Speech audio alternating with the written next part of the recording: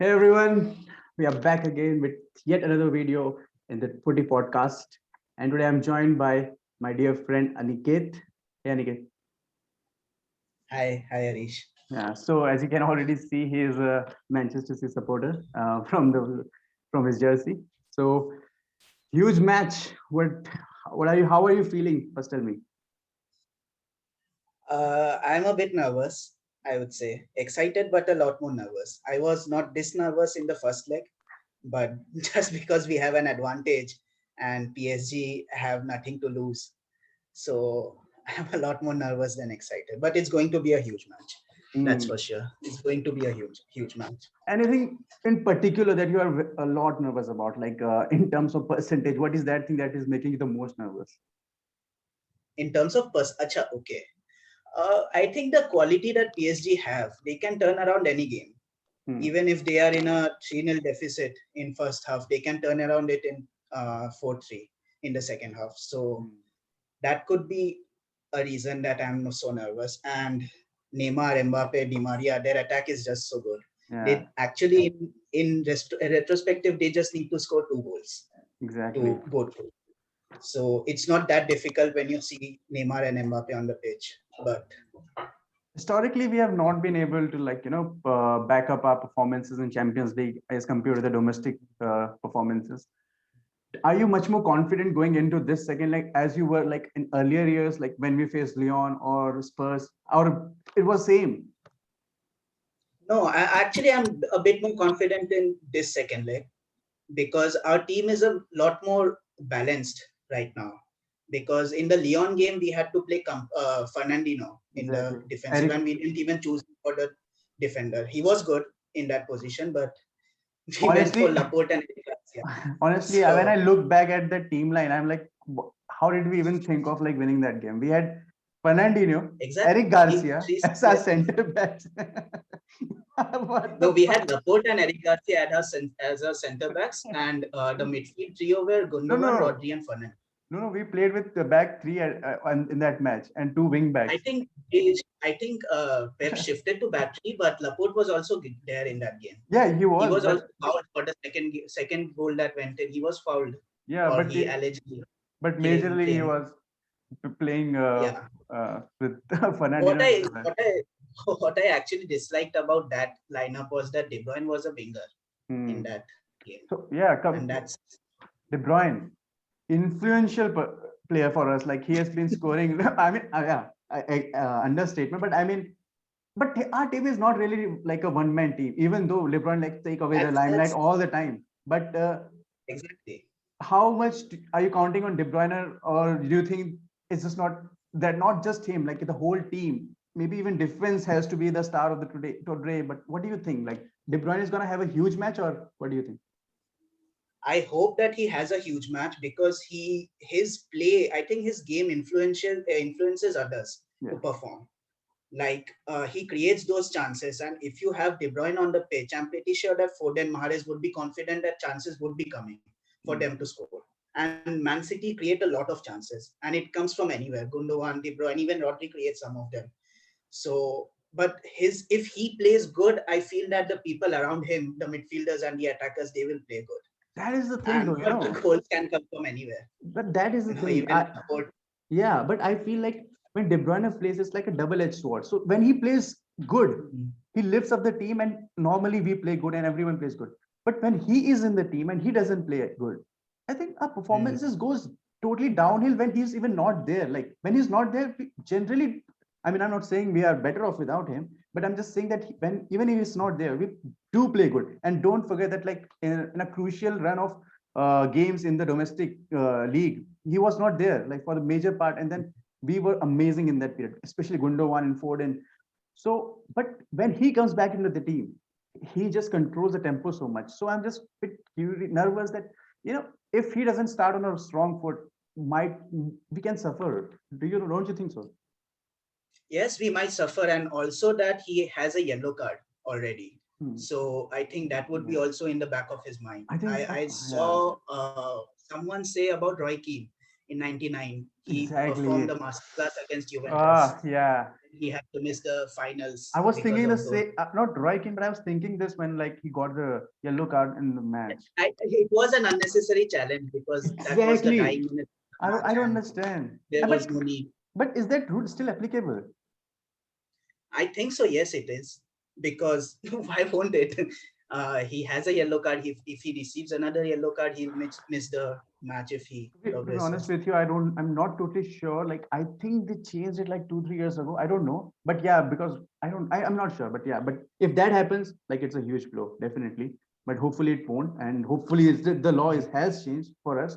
And so now coming to the PSG, the team, for me personally, they were the favorites, and now people are saying no, City is favorite. I don't get into this because one game doesn't like just define the whole story. It's a two-legged match, and that's why. So what do you think about PSG's what's going to be their strong point? Of course, Neymar and Mbappe, but we saw Di Maria take all the limelight in their first half because he was the star basically, and Mbappe was kept quiet. So do you think now like Mbappe and Co will turn?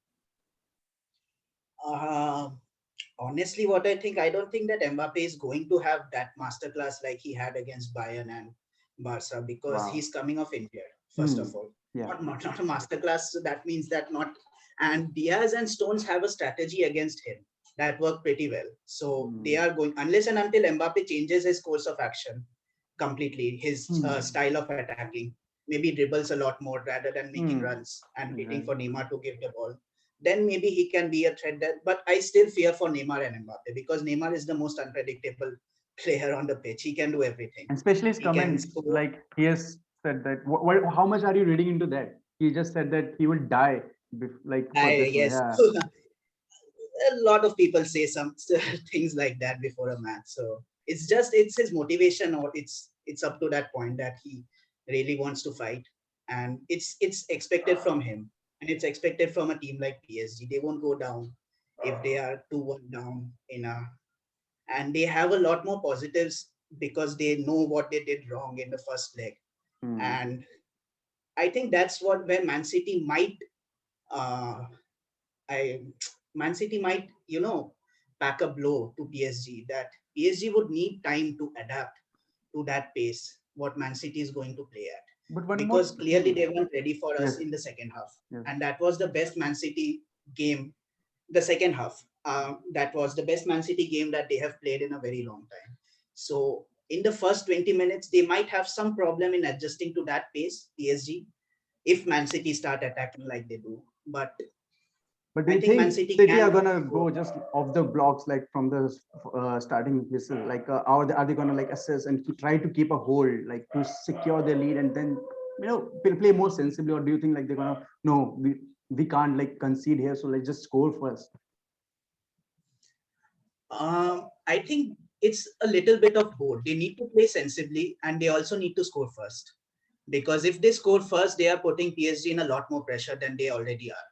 And going into this match, I don't think Man City has a lot of pressure. Yes, it's a semi-final second leg, but It's they are in just an this. It's advantage. just this second semi-final of our entire Yes, yes. There are a lot of 2026. players who are playing semi-finals for the first time, but Exactly. that's the game. That's the pressure before the whistle blows. After the Yes. whistle blows, I True. think that players just focus on the game, and at But we that have time seen it could be that. a 2-1 aggregate. But we have seen that with City. Like they start off these games very bit nervously, like not just the vintage City that we know, but slowly they like get into the game.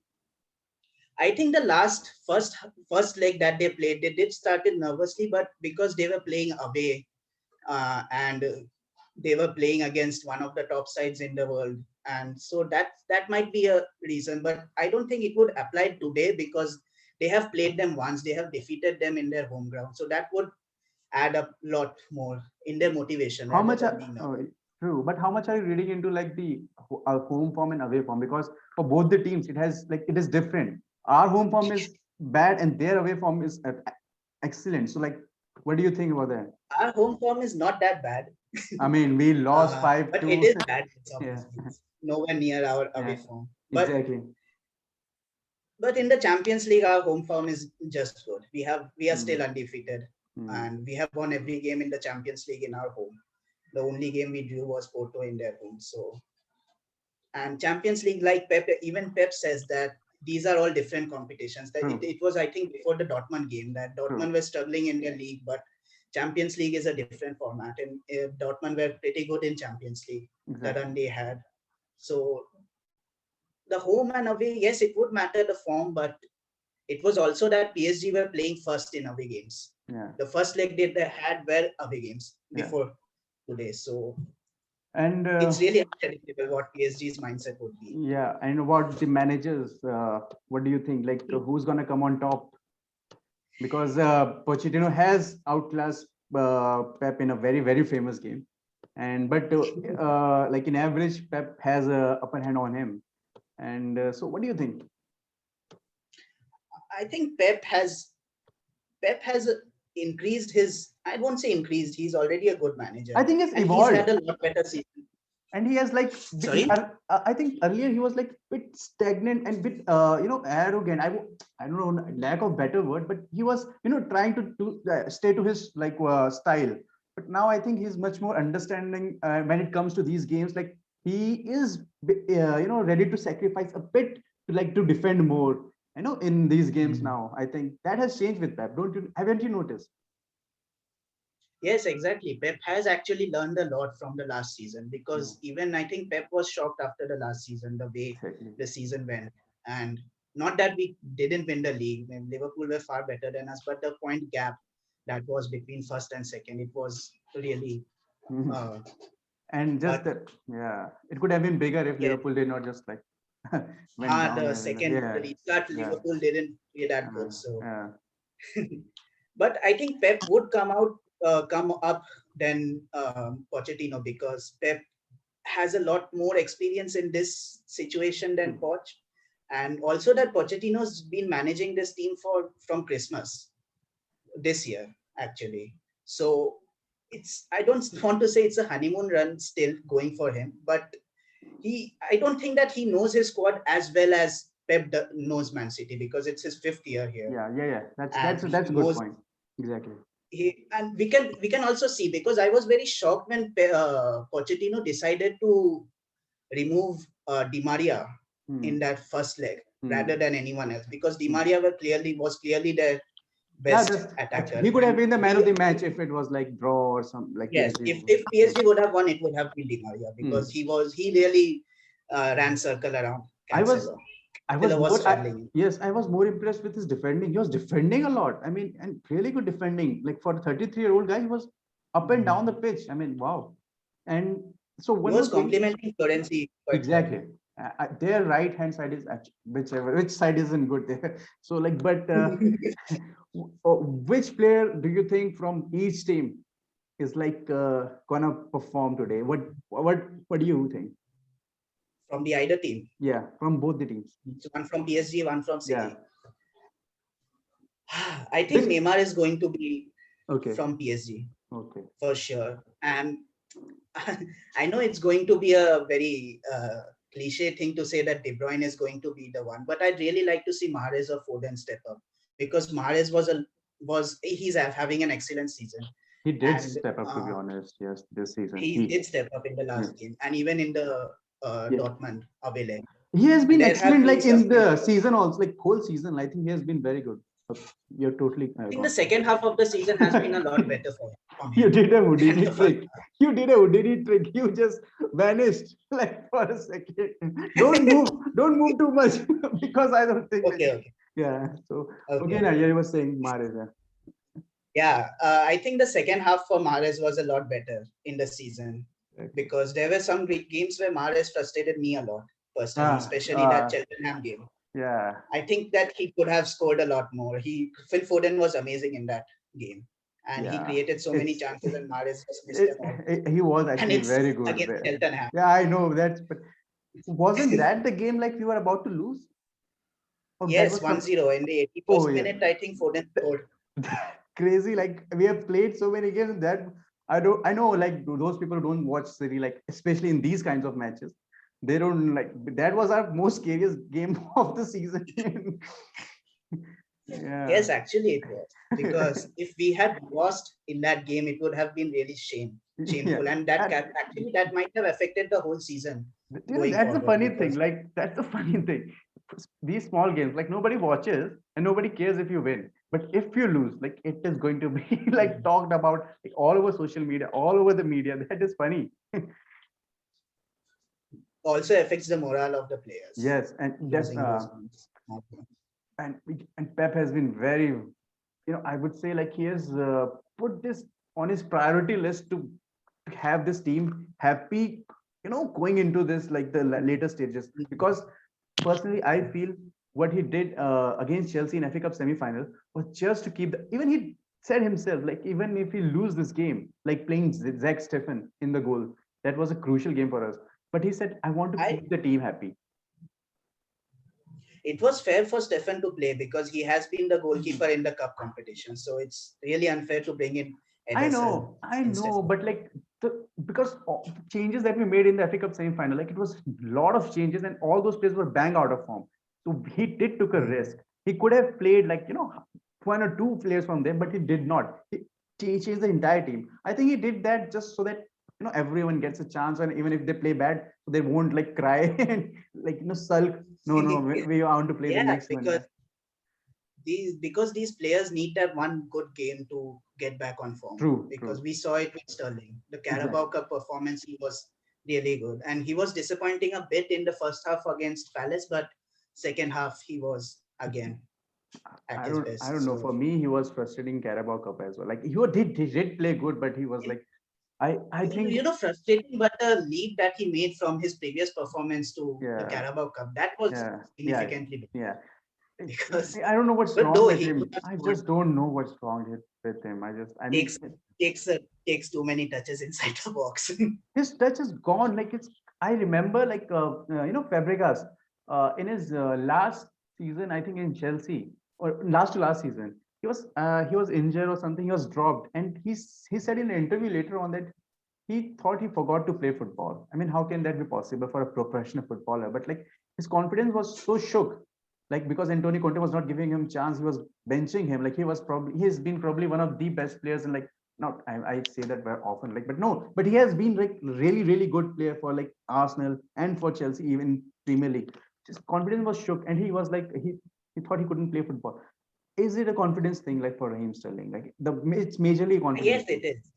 It definitely is because you could Because see that his how you would confidence ask is. like how would a player lose his touch? I mean, it's crazy, but I think he overthinks a lot when he comes in front of goal. especially That's the now. first Yeah. thing. And even in that documentary, All or Nothing, it was clearly mentioned by Pep that he thinks a lot when he shoots from his left. When it's his right, he doesn't think. He just shoots it. But when Hmm. it's his left, he thinks a lot. And that split second defender comes in, and how many times you have seen Sterling go be 1v1 with a keeper Yeah. and trying to cut back here and there, and then other defenders just come on to I, him. I That's really frustrating. whenever he's one on one, I don't expect him to score, so I never get disappointed. To be honest with you, Exactly. I mean, I just. Exactly. But okay, let's just. So, what do you think the city's lineup gonna be? I don't think it's going to be very different from the lineup we played against That PSG in the would be a first leg. relief for like all the City fans who have seen some crazy lineups Uh, over I this think Pep has champion. learned his mistake that rotating too much. Yeah, Sorry? experimenting too. No, no, I'm just saying. Yeah, I mean, experimenting too much in these last stages, like it has been some. This is the one game that he doesn't need to experiment because after this, there are 4 Premier League games left, and he can experiment as much as he wants to But in it's those just four in the big because, matches. In this big matches, he overthinks. If have but you? he has shown in this season that he's not overthinking Yeah, yeah, that's too true. much because That's he's true. putting down a consistent lineup in the big matches. The Exactly. Dortmund wood the legs, they were pretty similar games. Yeah, Yes, yeah. Chelsea FA Cup was a bit of a shock, but other than that, all the big games he has been. So for me, the lineup would be not exactly. I think Ederson, obviously, he would start. Do you think any player I comes instead of anyone like who played in the first leg? Yes, I'd like Zinchenko to start in front of Cancelo Cancelo. Okay. for the and Cancelo can come back in the later stages if Hmm. Pep decides to make a substitution Hmm. because even this, I was talking to another football fan, and I also told him this before the lineups came in the first leg, that I want Zinchenko to start because Zinchenko has played Wow. the left back position a lot more Hmm. than Cancelo. And he knows how to. He was amazing in the Dortmund second leg. Cancelo was not that good in the You Dortmund clearly first know leg. better than me because I would not have ever said to start Cancelo before Zinchenko. But yes, But I know, but Zinchenko was amazing, and he did. I still. It's just funny. I mean, what more does the guy need to do? He has been performing, but still, You I know, can't trust him. his who Zinchenko. Yeah. I think that he doesn't register those stats that maybe other fullbacks do, and that's why he's No, not regarded. no, believe me, I He- don't care about stats. I don't know how many assists or goals Cancelo has, but I think it's just with Cancelo, I like him. Like even I think it's very underrated his standing tackles. His Hmm. standing tackles I consider him amazing. It's like he misses like one or two, but he gets all of them, like most of them, like 80% right. And I just said this, and I have a strong feeling now he will fuck up in the match because whenever I say something good about a player, then he just does the opposite. So I hope Zinchenko plays now. But uh, yeah, so I think you just think Zinchenko should come ahead of Cancelo. That's it. And this rest of the There's lineup. another reason that if Cancelo comes in, then I'm sure that he would, in his mind, he will think that I need to create chances, Hmm. and that would leave a bit slacking off when it comes to Exactly. defense. And Okay. Yeah. Zinchenko, in the other hand, he knows exactly how Yeah. much I can attack, how much I need to attack, and how much. And even in Cancelo, I've seen he tries to dribble a lot more than he actually needs to, Hmm. because he dribbles excellently, that's Yeah. for sure. But he tries Sometimes to it's take too on too much. much.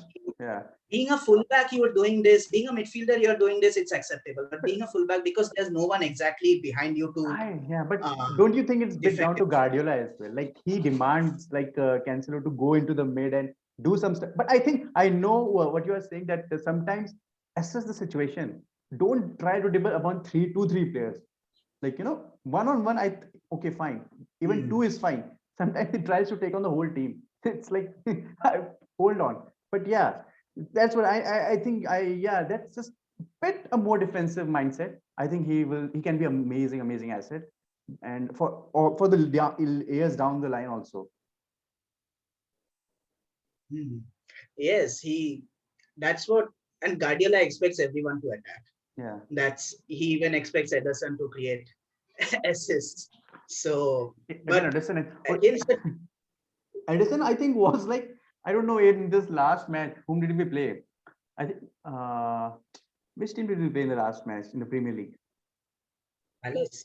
Palace. Yeah, I think in a situation, I don't know if Edison was actually going for that, but there was a situation where like there was a free kick or something, and Edison came up to that point, and I think he just wanted to have a go at it. So like he's another character. We need a good game from him because he was good in the first leg. Because Mbappe, Neymar, they are Yeah, gonna he get actually chances. was. Yeah.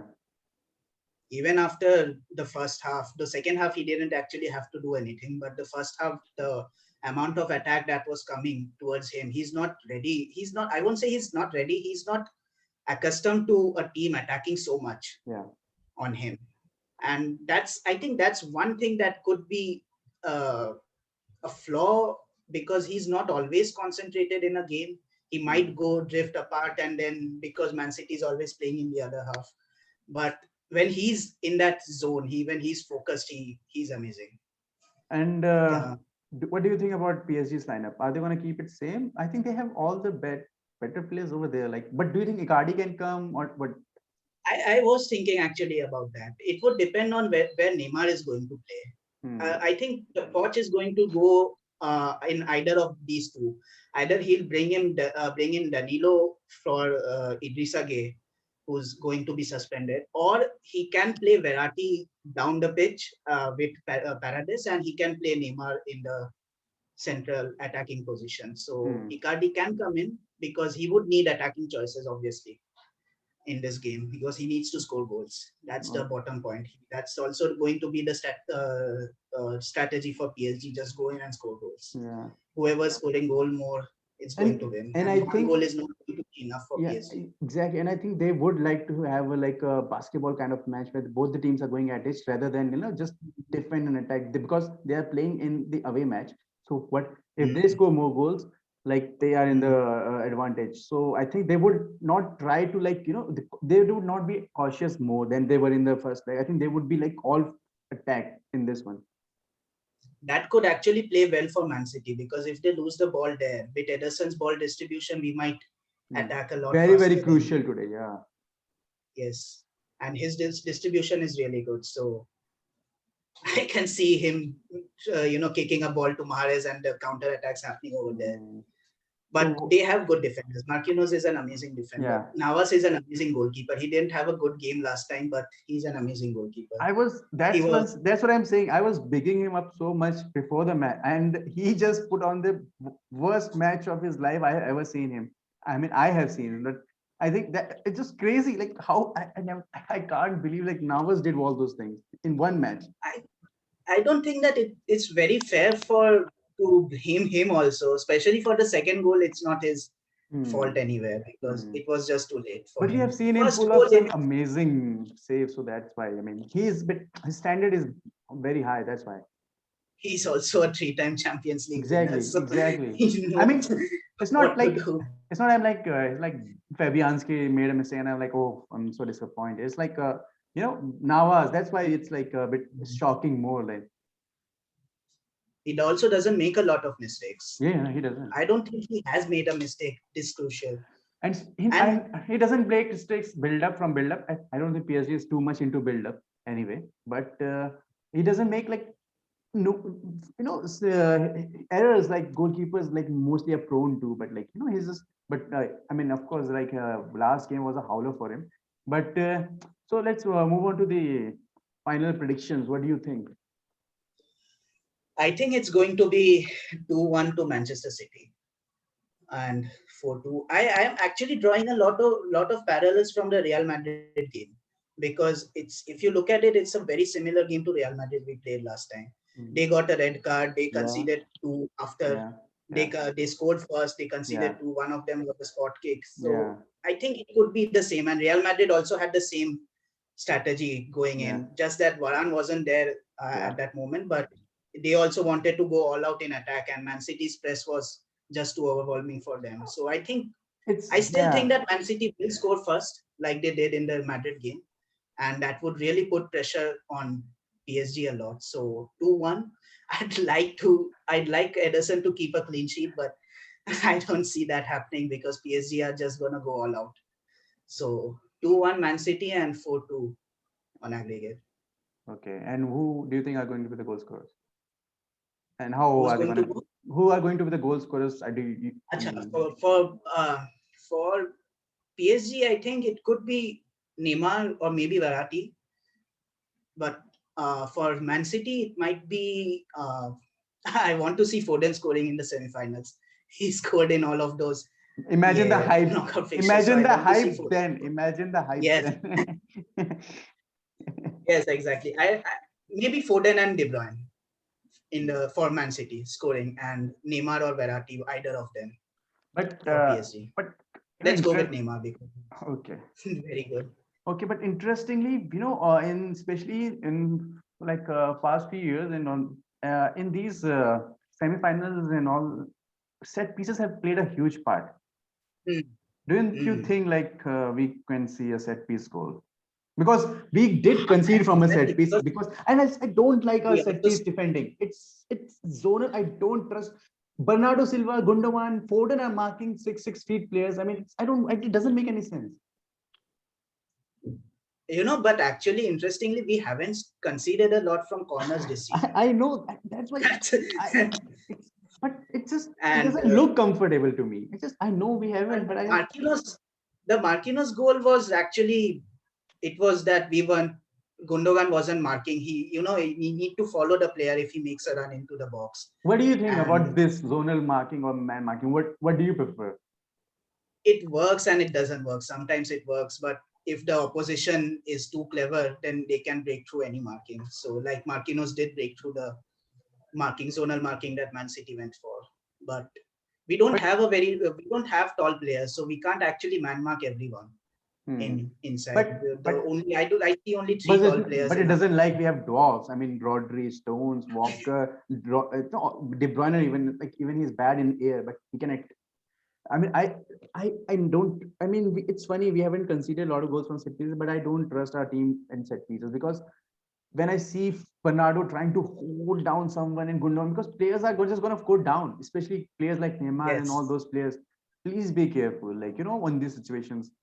And okay, now Conceding a set piece is going to be not set piece. Conceding a penalty would be very crucial in these in this situation, in this game, because a penalty here and there, it can change the whole dynamic of the match. We saw it in the derby, how Gabriel Jesus conceded a penalty in the very first minute, and we were in the back foot from the beginning. So it's crazy. and Like it goes either way. Even for PSG, penalty conceding a penalty. Kimpembe, I don't trust that Kimpembe would be very patient with someone like a Foden goes inside the box with the ball, because we saw Foden getting a very good chance. He took on, I think, 3 or 4 players and he shot the ball. At first, I thought that it was a deflection from someone, but at the end, I saw that I think he just shot. I think he just shot straight at the keeper. But he just shot it in the hand, but still the way he took on.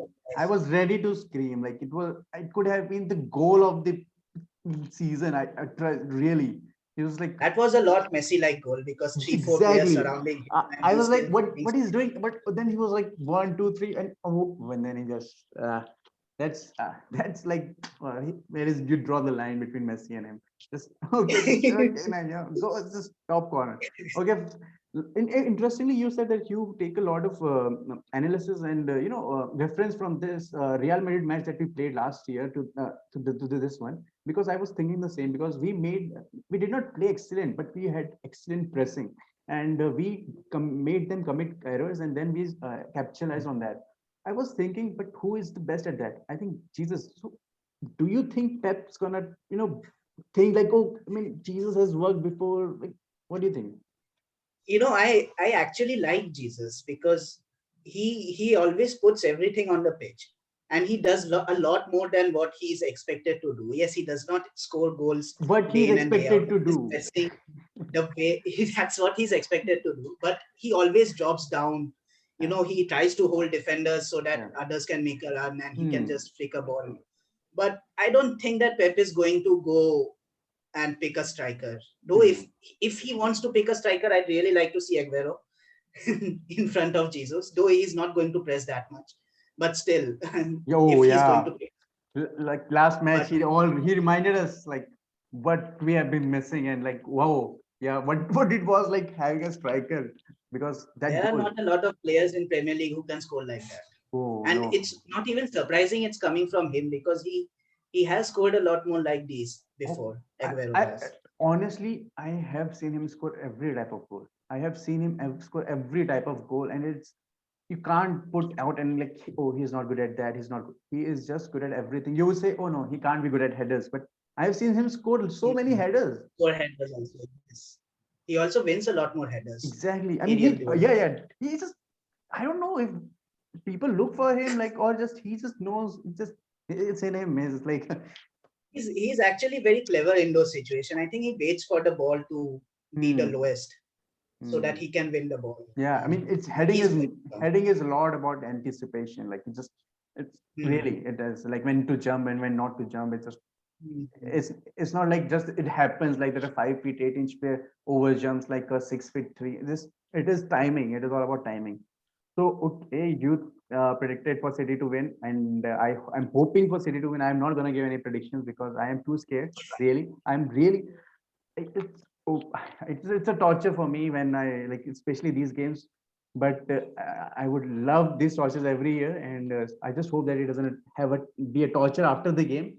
And because we are playing Chelsea afterwards, and that could be the title-winning game for us. So. I'm not thinking about it. I'm just thinking about today. I don't even know which team we're going to play. I mean, I know, but I've forgotten everything. I just erased everything from my mind. It's just about today, and we really need to like win it, because I don't know, because I honestly don't know how it feels, because I've never felt it. So I just want to know how it feels. because I think it will might Exactly, damn having an good. advantage in the semi-finals never happened to us before. So it going to the and I'm not gonna say anything more. So okay, thank you so much for coming on the show and You're sharing your welcome. opinion. Thank you. And Yeah, let's glad to be here. see till high die. And thank you guys like for watching. If you do watch and do watch, and please do comment also and also like and subscribe. And thank you, man, once again. Thank you so much.